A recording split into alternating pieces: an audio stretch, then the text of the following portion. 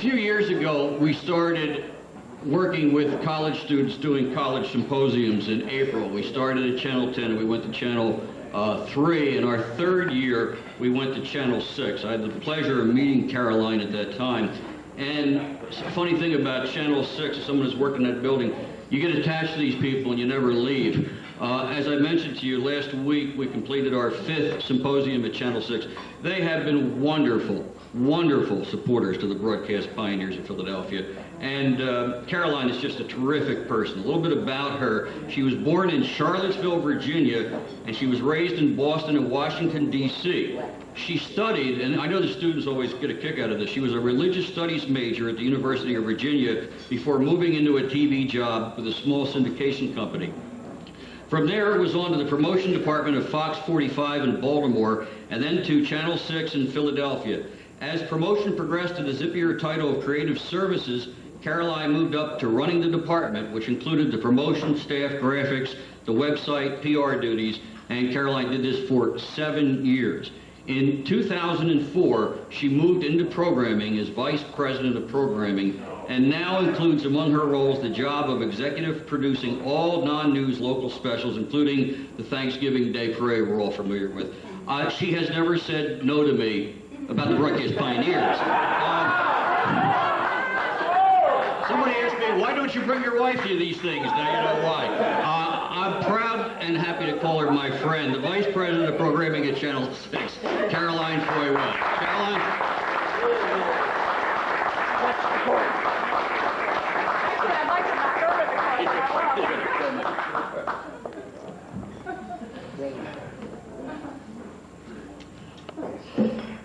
Are we dancing later, Carter? There's so much space here. When I walked out this morning, the advice I got was the old, just remember, pretend that they're all naked. So the good news for you guys is I'm very nearsighted, so even if you were naked, I wouldn't see you. Frank kind of backdoored me on this invitation, if I say. He originally came to me and he said, Caroline, we're having this little lunch for the scholarship winners. Can you give them 5 minutes of career advice? And I thought, well, yeah, I have a career. I could probably give 5 minutes of advice. And then we were talking later, and he said, I did 10 minutes for the students. And yeah, I spent a lot of time in promotion. I can pretty much do anything in 30 seconds, but I thought, okay, so 10 minutes I can handle that. And then the last time I saw him, he said, okay, now remember, it's 15 minutes and there are only 5 students. Most of the people are people in the industry. I was like, I can't do that.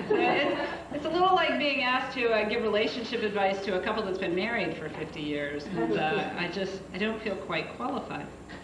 But I was talking to the father of my children about it last night. I call him that so he can take 50% of the credit and 50% of the blame.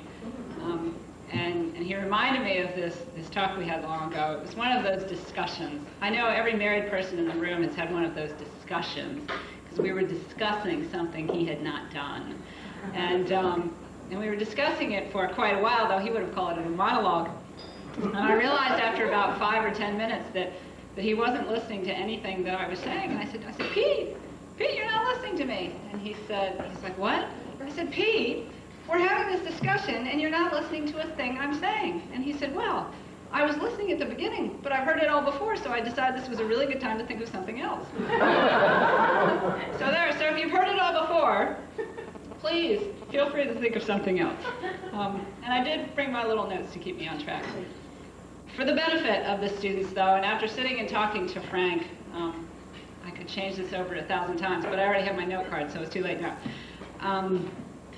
I hope that the students do know that there is a wealth of information in the room. And a lot of it you get through stories, but the stories are wonderful because they tell you how things came about and how things can be. And it doesn't matter if time changes, the value of those experiences does not change.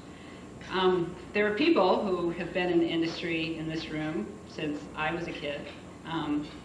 At our station, there are people who have been in the industry, and there may be someone here who are in it long before I was born. And they get a real kick when we talk about things like you'll see, live at the Oscars, live at the Country Music Awards. And to them, that's a laugh, because when television started, it was all live. And the commercials were live, and all the announcers and the little stay tuned for were live. So to them, that's no big deal.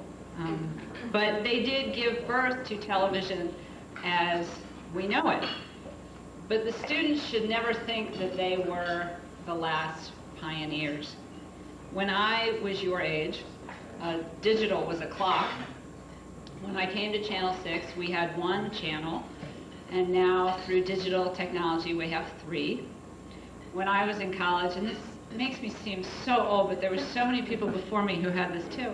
When I was in college, I did my papers on a typewriter. I long-handed, of course that was after 10 miles of walking to school in the snow, but I did it on a typewriter, and now television, the internet and computers are such a vital part of television. I mean, we now run our news stories, not off tape, but off of a computer server. Websites are not only a part of a television station, but they are standalone now. I mean, Live 8, people went to the internet. That was the best, if you were watching on it, that was the best coverage, was through the internet with Live 8. There's wireless, there's satellite radio, which one of my relatives at Easter dinner was saying, it's like, you know, no one is ever going to pay for radio. That is so crazy. And he's saying this as he's flipping through his cable channels. So he obviously hasn't learned that lesson. But there's video on demand. There are DVRs, which are changing the way that we look at advertisement. There are blogs, there are podcasts, there are iPods, all that are creating whole new ways to communicate and entertain and inform. The biggest mistake you can make when you're going into broadcasting now is to think of television as a box and commercials as 30-second spots that run in between content. Michael Eisner, who is the former CEO of Disney, which owns our company, said in a New York Times article the other day that anybody now can have their own network. There are no borders, no gatekeepers, no restrictions on creativity of any kind. It is a whole new world out there now, and you might call it a whole new reality. And it requires a whole new generation of pioneers.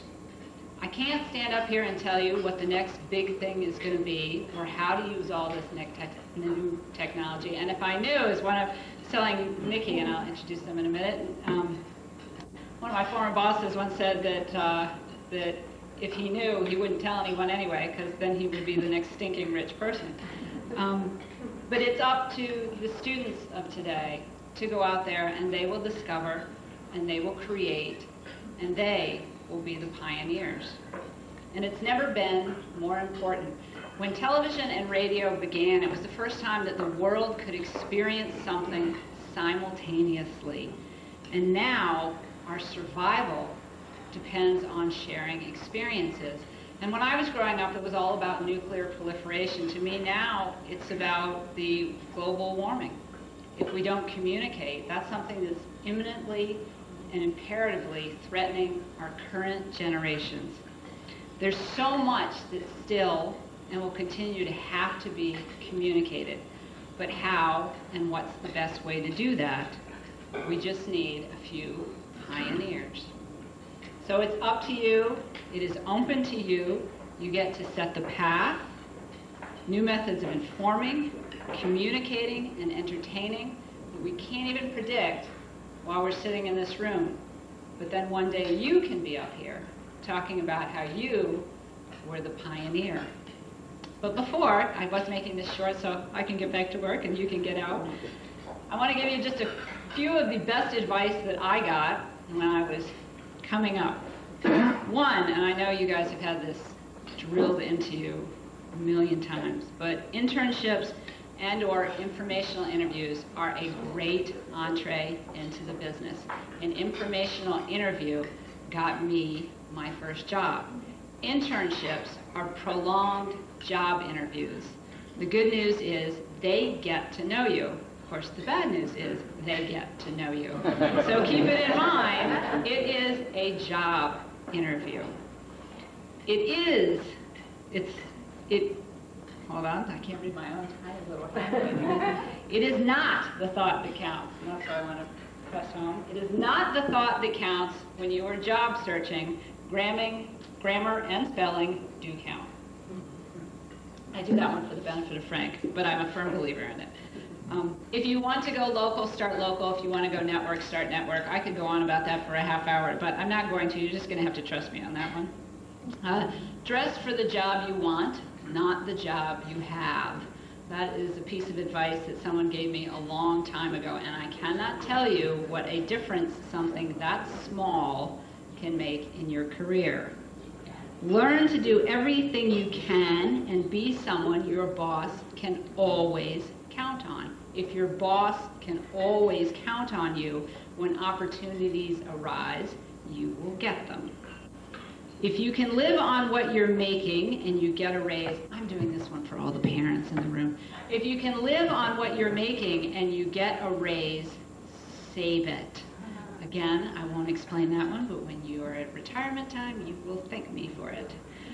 If you do not try to keep up with the Joneses, you will end up ahead of the Joneses. I had a chance after I graduated from college to go to a third world country, and if you have the opportunity to go, you will be amazed at how consumer-oriented we are and what a vicious cycle that can be. And then my last, which is my favorite quote, is regret for the things that we did. Hold on. It's regret for the things, I didn't write it down. Regret for the things that we did can be tempered with time. It's regret for the things that we did not do that is inconsolable. So whether it's personal or it's business, if you have a dream, you go for it. We said at the broadcast symposium that Frank was talking about, we did highlights of your career, which kind of threw me off guard, and I said that it was getting my first job in television, getting that entree. But in thinking about it, it really wasn't. When I came up here to interview for the job at Channel 6, I knew nothing about the station. And I left the station knowing that that was the only place that I wanted to be. It is an icon, it is a pioneer, and it is a fabulous, fabulous station. So when I was back in Baltimore, we were having a holiday party, and I got a call from Bill Burton, who was the Creative Services Director up here at Channel 6. And he said, Carolyn, can you talk? And I said, well, it's a little noisy. I was in the lobby and, a lot of rabble-rousers. And I said, I can talk, but it's, a little hard to hear. And he said, well, I want to offer you the job at Channel 6, and your starting salary is, and then right then it was like a scream. And I said, excuse me? And so he said, your starting salary is, and he told me. And it was twice what I was making in Baltimore. And to this day, I'm convinced that if I'd said, excuse me, a few more times, I would have started out at an even higher starting salary. But 15 years later, I am very grateful that I got up here. It is such a great station. I have two people here. There are, I'm sure, many more people that I know about who used to work at the station. Certainly Carter. All right, wait, I have to tell this story. Carter, you can hate me later for telling this story. But I first met Carter because he was talking to a director about something about his show. And I needed the directors for something. I had just started there. I really was a kid. And I came in and I'm like, and Carter's like, do you not have any manners? Do you see we're having a conversation about? And he came to me, and I was, it was Captain Noah. And he came to me later, and he said, and all the students who've had internships will enjoy this. He came to me later, and he said, I am so sorry for yelling at you. I thought you were an intern.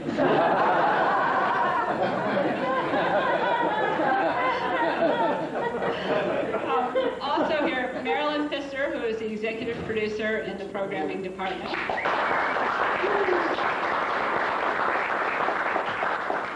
And Nikki Hawkins, who is a producer in the programming department, and as Carter rightly identified her when we were talking earlier, is my gal Friday, because Nikki, whatever she needs to do, she's there. So she's kind of a jack of all trades.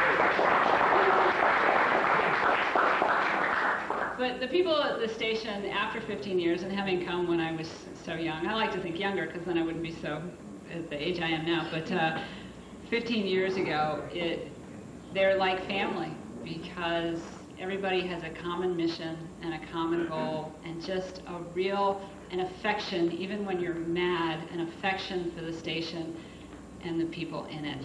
So I consider myself unbelievably lucky to have landed here, and with any luck, you will have that kind of event in your career too. So congratulations to all the scholarship winners, and thank you all.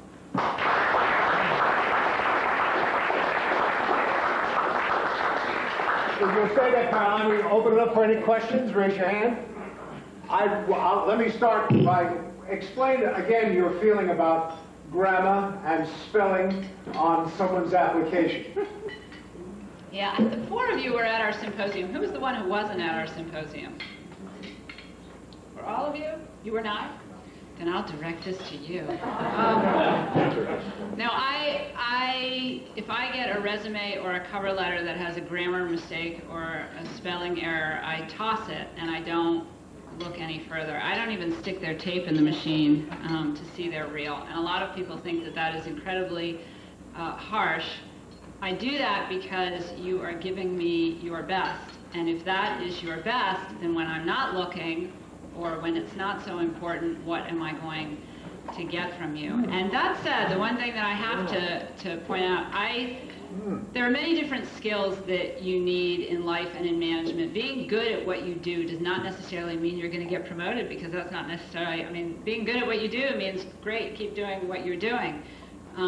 You have to be able to manage people, and there are many skills that I think I don't have, but one of the things that I am proud of is that I think I'm really good at hiring people.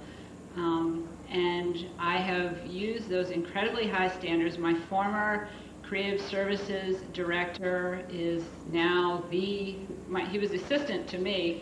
I hired him, and he is now the creative services director. I hired a producer there who is now the assistant creative services director. I hired a web manager who is now a department head for the web department.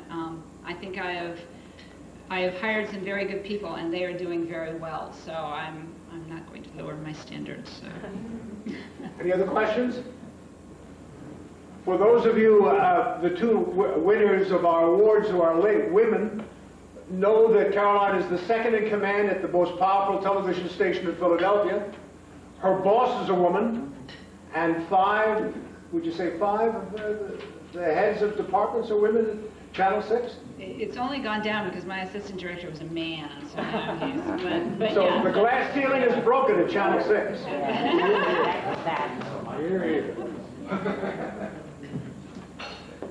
In the back. Question for you and folks at Channel 3 and Channel 10. Why are there not more live programming? Why is there not more live program? Now, when you ask that, news is live, and what kind of programming? Forgetting news. Okay. Forget news. There isn't as much local programming as there used to be. Certainly, why is there not as much local programming? Economy. That's economies of scale. And they're making great money. Why would it be economy?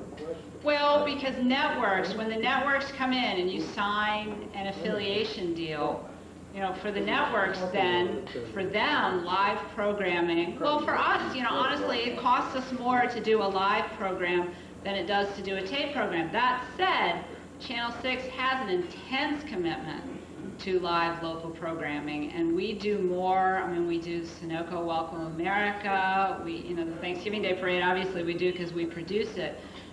We do our auto show preview live, we do our flower show preview live. We're about to do a zoo special in May on the new Bank of America Big Cat Falls that we do live. So our station, and it's one of the reasons that it's so great to work there, is intensely committed to that kind of live programming that takes you right to the event. But the networks, it's much cheaper for them to do taped programming, and so that's why, an exception was that dancing show that they did live. American Idol they do live, but for the most part, it's cheaper for them to do taped. That's all right. We're talking about the future, but in the case I'm thinking of, the future is sort of now with the proliferation of cable, and everybody I know has cable in their house. Yes. You know, you don't see the antennas on the roof anymore. You don't see people with rabbit ears. You have television and you have cable. The question is a transmitter really necessary? I mean, if we're picking it up off the cable and we're not picking it up off the air, is a channel 6 or a channel 10 or a channel 3 ultimately going to need an antenna and a transmitter, or is it just going to be cable? Well, a lot of the cable companies pick it up off the transmitted signal. Right, but they can pick it up on the satellite. So, but yes, they can pick it up with satellite. That day may come. That day may come. I mean, we're not there yet. Right now, the cable penetration in our market is about 85%. So if you took it down 15%, wouldn't be able to see anything. But yes, that day may come. That's a wrap. Okay, we got the word. Thank you, Caroline, and from the broadcast miners, one of our watchers. We thank her, and we thank Channel 6 for all the cooperation.